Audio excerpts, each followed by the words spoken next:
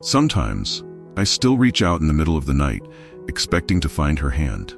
But it's just me here now, holding the memory of a warm touch that's no longer there.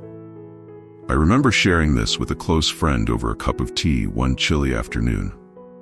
She had lost her husband years before, and she just nodded with that knowing look. We didn't need to say more. Both of us had loved and lost. And perhaps the question that lingers in the silence between us, though we don't voice it outright, is this: should one seek to love again at our age? This question is not one to be answered lightly, especially after a life filled with memories, a deep bond, and all the years spent together with someone you may have known better than yourself. But here we are, with the long days and even longer nights, wondering if companionship might bring back some light into our lives, or at least ease the shadows. When you lose a spouse after many years, the grief is profound. It's not just the absence of a person, it's a shift in the way life feels each day. In the first few months, there are days when everything reminds you of them, from the way sunlight pours through the window to the familiar sounds of the home you once shared. And it's okay to sit with that grief, to hold it close as a part of who you are. For many of us, the question of moving forward seems strange. Why move on from someone who was a part of us? But here's a gentle truth I've learned.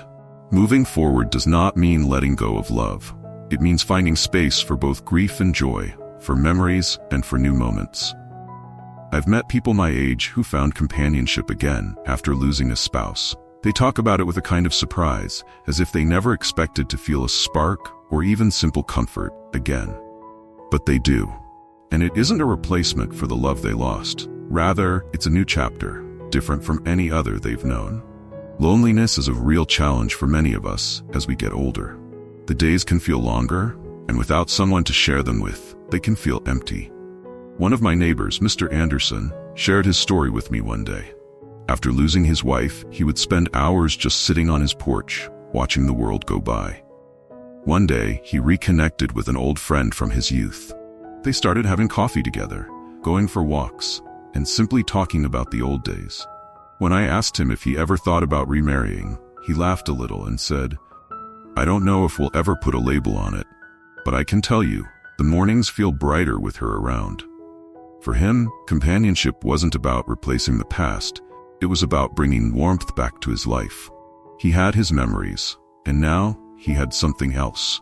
A friendship that gave him reason to get up each day. One of the things that becomes clear with age is that love takes many forms.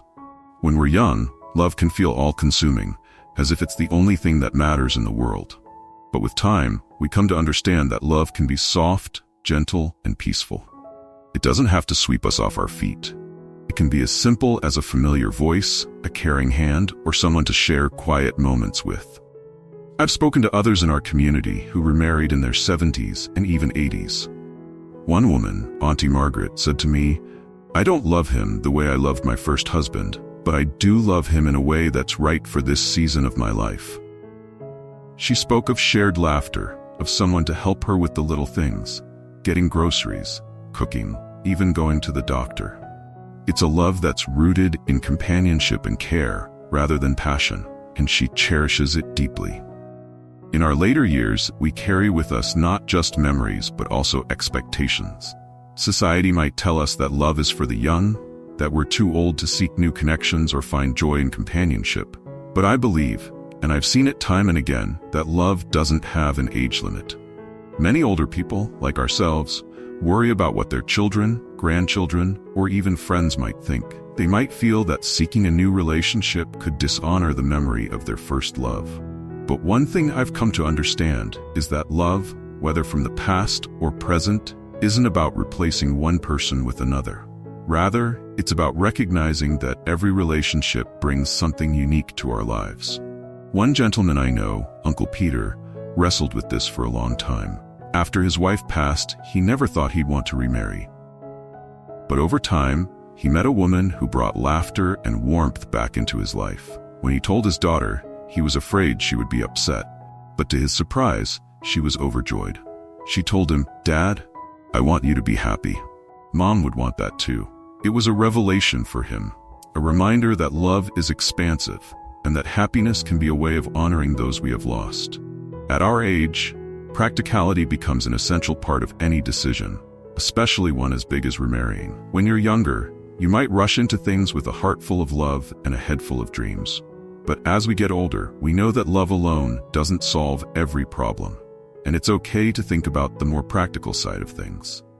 One woman I knew, Mrs. Green, found herself in a similar position. After she met Mr. Thomas, they talked a lot about their lives and the things they wanted. For her, one of the most important things was to make sure that their families were comfortable with the idea of them being together.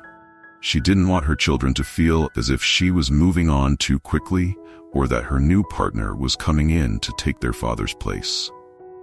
They took things slowly, and when the time felt right, they sat down with both of their families. Mrs. Green and Mr. Thomas explained that they weren't looking to replace anyone or erase their pasts. They simply wanted someone to share life's moments with. They explained how much they valued each other's companionship, and in doing so, their families understood that this new relationship wasn't taking anything away from them.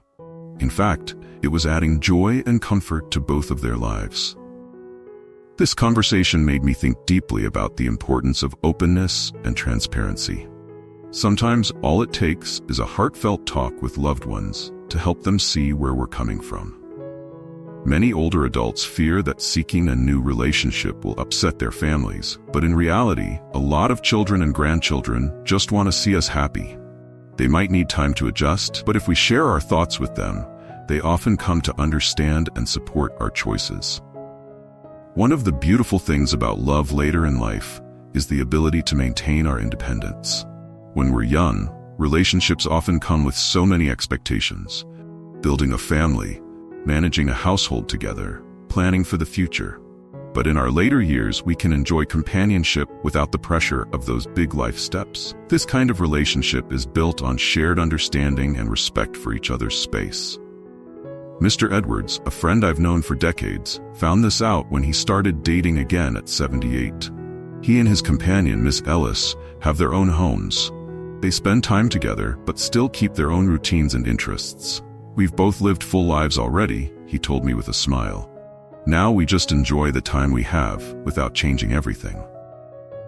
They go to the park, share meals, and sometimes take short trips together, but they also respect each other's independence. This arrangement has allowed them to stay connected while still feeling like individuals. It's a reminder that companionship doesn't always mean sacrificing your personal space or identity. You can bring someone new into your life while also cherishing the solitude that comes from years of independence. This balance can make a relationship feel refreshing and even exciting, without the intensity that sometimes comes with younger love. As we age, health inevitably becomes a more significant part of our lives. It's natural for older couples to think about how they will handle health issues, especially if they decide to remarry. In fact, some couples choose to formalize their relationship, not just for emotional reasons, but to make caregiving easier if the need arises. Miss Foster and Mr. Knight are a couple I met through my community group. Both in their 70s, they had been dating for a few years, each with a comfortable life of their own. When Miss Foster fell ill last year, Mr. Knight took on the role of caregiver. However, he quickly realized that it would be simpler if they were officially married, as it would give him the legal rights to support her through her treatments. They made the decision to marry, not out of necessity, but because it made sense for them. Now, they have the reassurance of being there for each other, both emotionally and legally. Health issues can be daunting, but they don't have to be a reason to avoid companionship. On the contrary, having someone by your side during hard times can make life feel less overwhelming. For older couples, it's often about creating a support system where both partners feel secure, knowing that they'll be looked after if the need arises. This isn't a decision to be taken lightly, of course, but it's one that can bring peace and comfort. One of the things I cherish most when I see older couples together is the laughter they share. There's a kind of humor that only comes with age, a lightness that comes from having seen the ups and downs of life and still being able to smile. With time, we learn not to take everything so seriously. We know that each moment is precious and that joy, however small, is worth celebrating. I remember a conversation with Aunt Sarah, who remarried in her early 70s. She laughed as she told me about her second honeymoon with her new husband. "We don't travel far, and our knees aren't as strong, but we laugh every day," she said. "We joke about our young love, as if we're teenagers again, but without any of the drama." Their love is filled with small, joyful moments, sharing meals, gardening together, watching television side by side. It's a quieter kind of joy perhaps, but no less meaningful. Rediscovering joy doesn't mean forgetting the love that came before. It's about realizing that happiness can take different forms at different times. For some, it's found in holding hands during an evening walk. For others, it's a shared hobby or a playful argument over who forgot to water the plants. In these small moments, we find that life still has room for love and laughter, no matter our age. As we grow older, we often become more aware of the present moment. Life feels more fragile, more fleeting. We've seen the seasons change countless times, and we understand that each day is a gift. This perspective can make love even sweeter in our later years, as we focus less on the future and more on simply being with each other here and now. Mrs. Harrison and Mr. Blake have a special relationship that reflects this understanding. Every evening, they sit together on the porch, sipping tea and watching the sunset. They don't talk about the future or worry about what tomorrow will bring. Instead, they cherish the quiet beauty of each other's presence. At this age, Mrs. Harrison once told me, "We know that nothing is forever, so we make the most of today, and that's enough for us." This is the heart of love in our later years. A love that doesn't rush or demand. It's a love that exists in each moment, filling our days with warmth and comfort. It may not have the urgency of young love, but it has a wisdom and depth that only time can bring. For many older adults, the decision to remarry after a loss is complicated by a fear of judgment. Friends, family, and society sometimes have strong opinions on whether or not someone should seek love again in their later years. But at the end of the day, no one else is living our lives or sharing our moments of loneliness and reflection. I remember a close friend of mine, George, who struggled with this for a long time. After his wife passed, he never expected to consider remarriage. But after a few years, he met Clara, a kind, gentle woman who brought new joy into his life. George was thrilled to find companionship again, but he worried about what his children and friends would think. In his heart, George felt that he deserved happiness, but he held back for fear of being seen as forgetting his late wife. This fear lingered, until one day he shared his feelings with his eldest son. To his surprise, his son was supportive, even happy for him. His son told him, "Dad, you don't have to live alone just because Mom isn't here. I'm sure she'd want you to feel joy again." This gave George the reassurance he needed to pursue a new relationship without guilt. This story reminds me of how, often, the biggest barrier we face is our own fear of judgment. We might think our children won't understand, but more often than not, they want to see us happy. A simple, honest conversation can help ease these fears, allowing us to embrace new relationships with confidence. One of the most beautiful aspects of finding love in our later years is the way it allows us to honor our past while creating new memories in the present. When we enter a new relationship, it doesn't mean we're replacing the love we once had. Instead, we're adding to the rich tapestry of our lives, making space for both old and new. A friend of mine, Margaret, shared a story that touched me deeply. After her husband passed, she kept a small box of his letters and photos, holding on to those memories as a source of comfort. When she met John, a widower with his own set of memories, they shared their stories with each other. They talked about their late spouses, honoring the love they had experienced and the lessons they had learned. Margaret once told me, "Loving John doesn't mean I love my husband any less. It just means my heart has grown." In their relationship, they kept space for their pasts while building something beautiful in the present. They both knew that their history shaped who they were, and they cherished that history even as they moved forward together. This approach can be freeing. Instead of feeling guilty for loving again, we can recognize that love is expansive. There is room for both the past and the present, and in embracing new companionship, we are not betraying anyone. We are simply choosing to continue living fully. Friendship is often at the core of love in our later years. At this age, many of us find ourselves valuing the simple, steady presence of someone we can trust, laugh with, and lean on. Love can grow quietly from friendship, creating bonds that may feel different from the intensity of younger love, but are no less meaningful. I think of my dear friend Arthur, who met his current partner, Emma, in a gardening club. They started off as friends, sharing tips on plants and enjoying the occasional cup of tea. Over time, their friendship blossomed into something deeper. But even as their feelings grew, they kept their relationship rooted in the companionship and respect that formed their initial connection. Arthur once said to me, "Emma and I don't need grand gestures. Just having someone to talk to, someone to laugh with, that's what matters." Their love is grounded in friendship, a quiet strength that brings them comfort each day. For many older adults, this friendship-based love feels just right. It's about companionship rather than romance, presence rather than passion. And often, it's this kind of relationship that brings the greatest peace and joy in later life. In our later years, making new memories can be a deeply rewarding experience. Some of us worry that it's too late to try new things, but the truth is that life has a way of surprising us, no matter our age. Each day holds the potential for something wonderful if we're open to it. Take my friend Helen, for instance. At 75, she met Richard, a retired artist with a passion for painting. She had always wanted to learn to paint, but had never had the time. When they started spending time together, he offered to teach her. And before long, she was painting beside him every week.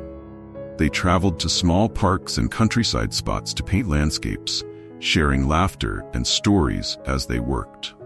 Helen once told me, "I never imagined I'd be learning something new at my age, let alone with someone who makes me feel so alive." Painting with Richard became a source of joy for her, a way to create new memories and find fresh inspiration in life. The beauty of love in our later years is that it allows us to keep growing. We don't have to stop dreaming or exploring just because we're older. With a new partner, we can make new memories, try new hobbies, and keep experiencing the richness of life. For many older adults, relationships later in life come with a beautiful sense of freedom. Gone are the days of trying to build a future, raise children, or navigate careers. In later life, we can embrace love without the weight of these responsibilities, allowing us to experience companionship in a way that feels light and joyful. A good example is my friend Paul, who met his partner Sarah in a local book club. They both had full lives, each with grown children and comfortable homes. They didn't need anything from each other financially or practically. Instead, they simply enjoyed each other's company, meeting once a week to discuss books, share meals, and explore nearby parks. Paul once described his relationship with Sarah as love without expectation. They were happy to be together, but there was no pressure to define their relationship or make it something more. They were content with the time they shared, grateful for the companionship and understanding they found in each other. This kind of love can be profoundly fulfilling. Without the pressures of younger relationships, love in later life can be about simply being together, sharing joy and laughter, and savoring each moment for what it is. As we grow older, we often gain a certain confidence that we didn't have in our younger years. We have experienced much, and we know ourselves better.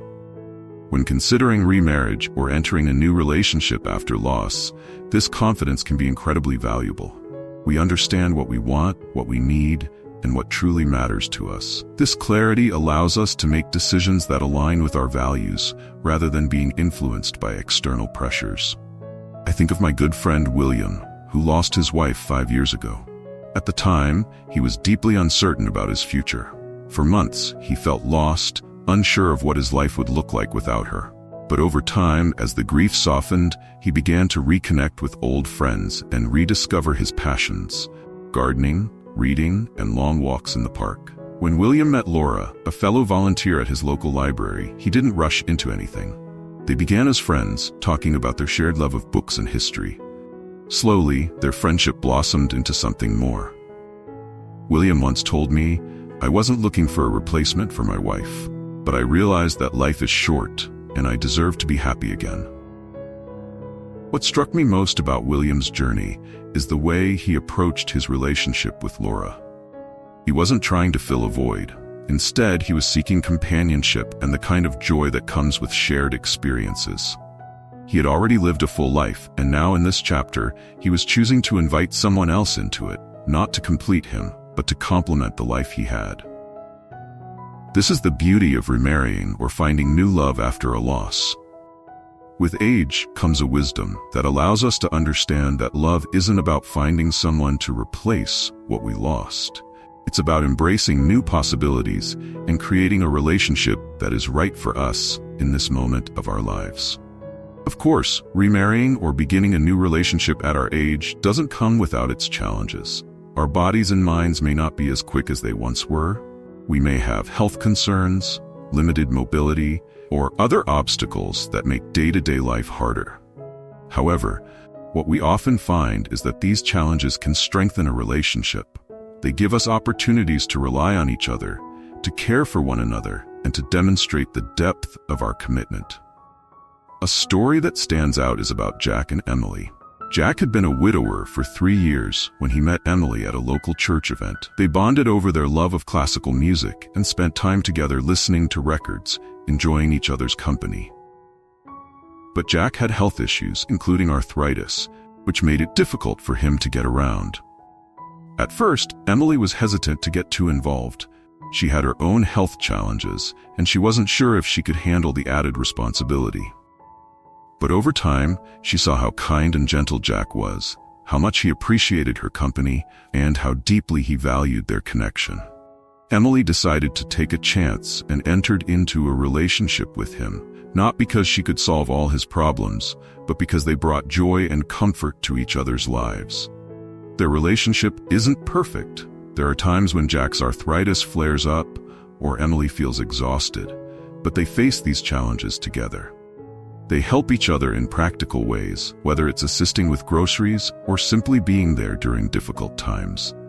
They've learned that their love is strengthened not by avoiding hardship, but by walking through it hand in hand. Jack and Emily's story reminds me that while we may face challenges as we age, love often provides the strength we need to overcome them. We can support each other in ways that go beyond physical health or material needs. In these moments of care, we find a deep sense of purpose, knowing that we are there for each other in meaningful ways. One of the most important elements of any relationship at any age is mutual respect. When considering remarriage or a new relationship, it's essential to ensure that both partners value each other not only for who they are, but also for their life experiences. We have all lived long, rich lives, and we bring wisdom, stories, and perspectives into our relationships. Respecting each other's history, autonomy, and individuality is key to creating a fulfilling partnership. I think of Richard and Susan, who have been married for over a year now. Richard had been a widower for almost 10 years when he met Susan at a community event. Both of them had children from previous marriages, and they both had lived full lives. At first, they were cautious, unsure of how their families would react to their new relationship. But after several conversations and some time spent getting to know each other, they realized that what mattered most was the respect they shared for one another's experiences. Richard once said to me, "Susan and I don't try to change each other. We value what the other brings to the table, and we've learned that we don't have to be the same to make it work. What we have is real respect for each other's pasts and for who we are today." Their relationship is grounded in this mutual respect. They honor each other's memories and past relationships while building something new together. This respect doesn't mean they avoid conflict or challenges.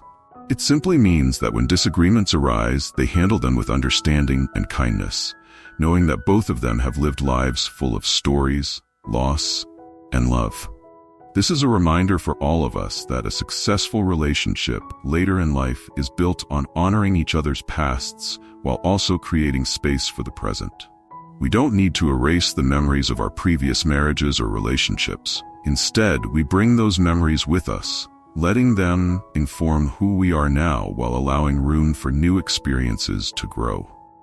One of the most hopeful things about love in our later years is the chance for new beginnings. Many of us have experienced profound loss, and yet, life continues to offer us new opportunities to find joy, companionship, and love.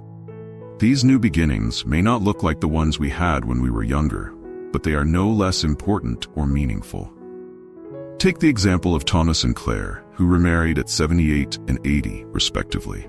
Both had been widowed for several years and had raised children and led fulfilling lives. They met at a retirement community gathering, where they discovered a shared love of gardening. They started spending more time together, tending to plants and flowers, sharing stories from their pasts. What began as a simple friendship grew into a deep, loving relationship. For Thomas and Claire, their second marriage is not about starting over. It's about starting anew. They don't expect to relive their first marriages. Instead, they are embracing the opportunity to experience life in a new way, building a partnership rooted in shared interests, kindness, and mutual care. Their story is a reminder that, even at our age, we can begin again, finding joy and fulfillment in new relationships. As I reflect on the stories of my friends and the many paths we take in life, I am reminded of something simple yet profound. No matter how many years we have lived, there is always room for love, companionship, and new beginnings. We may have lost a spouse, a partner, or a dear friend, and the grief may feel overwhelming at times. But our hearts are resilient. They have loved deeply, and they are capable of loving again. I remember sitting with my dear friend Jack one afternoon, watching the sunset as we talked about his late wife, Margaret. Jack had spent many years caring for her, and when she passed, he wasn't sure if he would ever open his heart again. But as we talked, he shared how meeting Anne had slowly filled him with a new sense of hope. "I don't want to forget Margaret," he told me, "but I also don't want to live the rest of my days without love, without companionship." And that's when I truly understood. Remarrying or starting a new relationship at this stage in life doesn't erase the love we once had. It honors it. We don't forget our past, but we allow it to shape us into people who are ready to embrace the present. We allow ourselves to build a future with someone who values us, cares for us, and wants to share life's simple joys. Our hearts may be older, but they are no less capable of creating beautiful, meaningful connections. Love in our later years is different, perhaps gentler and more patient, but no less powerful. It's not about replacing what was lost, but rather finding a new chapter that honors both our past and our present. The stories I've shared with you today, from George's journey of fear and acceptance to Thomas and Claire's joyful new beginning, are reminders that love is not bound by age. We can continue to write new chapters, find companionship, and share in the happiness that love brings, no matter how many years we have lived. To those of you who may be considering remarrying or entering into a new relationship, I offer this. Take your time. Listen to your heart, honor your memories, and trust that you are worthy of the love you seek. It's never too late to find a partner who will walk beside you, offering love, laughter, and support. And to those who feel uncertain, who wonder if the world still holds room for love after loss, know this. Your heart is still full of possibility. The journey of life is long, and it's never too late to invite someone into your world, someone who will cherish you for exactly who you are. So, if you're 70, 80, or even older, and you've lost a partner, I say this to you with the utmost respect and affection. You are not too old for love. It's never too late to begin again, to open your heart to someone new. After all, the most beautiful part of life is not the years we've lived, but the love we continue to give and receive, no matter how old we may be. May you find peace in your journey, joy in your heart, and love in unexpected places. You deserve nothing less.